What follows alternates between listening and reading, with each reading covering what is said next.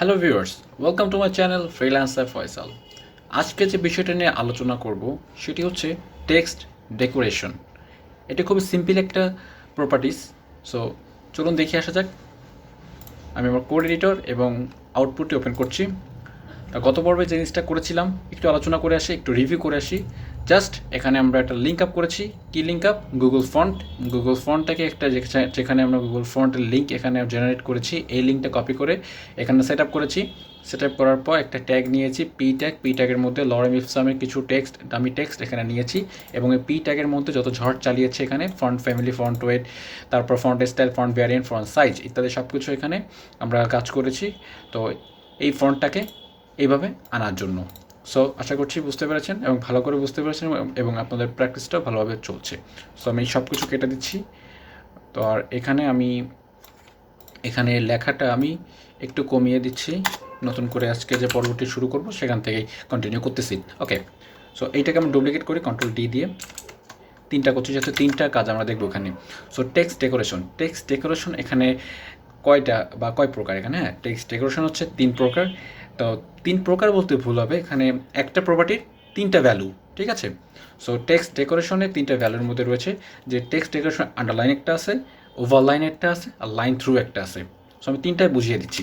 আমরা পিটাকে ধরবো। সো এখানে যদি আমরা ক্লাস ইউজ যদিও করি তাহলে মন্দ হয় না। তো আমরা ডাবল একসাথে মার্ক করলাম, সেটা আমি আপনাকে বলছি। আমি একসাথে যে লিখতেছি সেটা আপনাকে বলে দিচ্ছি কীভাবে হচ্ছে। ক্লাস লিখে ডাবল কমা কোটেশন ইউজ করলাম, এখানে P1 ইউজ করলাম এবং এটা P2। আচ্ছা, এটি করার জন্য ব্র্যাকেট এডিটরে আপনি যেখানে যেখানে মার্ক করবেন সেটিকে মাউসের কার্যটি রাখবেন, রেখে কন্ট্রোল প্রেস করবেন, কন্ট্রোল প্রেস করে ক্লিক করবেন। যেখানে কন্ট্রোল প্রেস করে ক্লিক করবেন সেখানে মার্ক হয়ে যাবে। তার মানে একসাথে 3টা আপনি কাজ করতে পারবেন। ওকে, সো আমি কাজ শুরু করে দিই। তো প্রথমে হচ্ছে পি ট্যাগটাকে ধরি। সো পি ট্যাগ ধরার জন্য, যেহেতু এটা কোনো ক্লাসও না আইডিও না, এটা ডিফল্ট ট্যাগ, তার জন্য পিটাকে আমরা সরাসরি ধরবো। দিয়ে কার্লি ব্র্যাকেট স্টার্ট করে টেক্সট ডেকোরেশন আন্ডারলাইন ইউজ করবো, যেটা আমরা HTML এর ক্লাসে দেখেছি।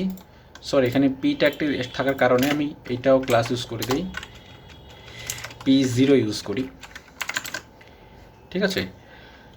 যেহেতু এই জিনিসটা কেন হয়েছে যে পি, দেখুন পি কিন্তু এখানে সব কয়টাই পি, এটা পি, এটা পি, এটা পি, 3টে একই পি হওয়ার কারণে, যেহেতু আমি স্টাইল পিতে দিয়েছি, সব কয়টা পিতে একই কাজ, সেম কাজ করবে, সেম স্টাইল কাজ করবে। সুতরাং আমাদের প্রত্যেকটা ক্লাস ডিফারেন্ট বা ইউনিক হতে হবে। তো P0তে কাজ করতেছি, তাহলে P0তে যদি কাজ করি, যেহেতু ক্লাস, তাহলে ডট ইউজ করবো P0। ওকে, দেখুন টেক্সট ডেকোরেশন আন্ডারলাইন হয়ে গেছে। তার মানে এটি হচ্ছে আমরা HTML এর পর্বে যেটা ইউ লিখলে আমাদের আন্ডারলাইন চলে আসে, সেটা হচ্ছে CSS এর পর্বে সেটা টেক্সট ডেকোরেশন একটা প্রপার্টিস, সেখানে ভ্যালু হচ্ছে আন্ডারলাইন। ওকে, এবার P0 পর হচ্ছে P1 লিখে কার্লি ব্র্যাকেট শুরু করে শেষ করলাম এবং এখানে লিখলাম টেক্সট ডেকোরেশন এখানে ওভারলাইন। ওভারলাইন ইউজ করার ফলে কি হচ্ছে দেখুন, আমি এটা সরিয়ে দিচ্ছি। দেখুন এটা নিচে একটা দাগ আসছে এবং এটি হচ্ছে এই লেখার উপরে দাগ চলে আসছে, ঠিক আছে? আমরা যদি একটু এখানে কালার ইউজ করি, কালার যদি রেড ইউজ করি, বোঝা যায় ভালো করে যে উপরে একটা আপনার দাগ আসছে। এবার P2তেও যদি আমরা class P2 text decoration line through use করব। লাইন থ্রু ইউজ করলে দেখুন কী হয়, মাঝখান থেকে একটা দাগ চলে গেছে, যেটা আমরা HTML এর পর্বে দেখেছিলাম। ডিল নামে একটা ট্যাগ ইউজ করলে মাঝখান থেকে এরকম দাগ চলে আসে। তো সিম্পলি কয়েকটি বিষয় আপনারা আশা করছি বুঝতে পেরেছেন।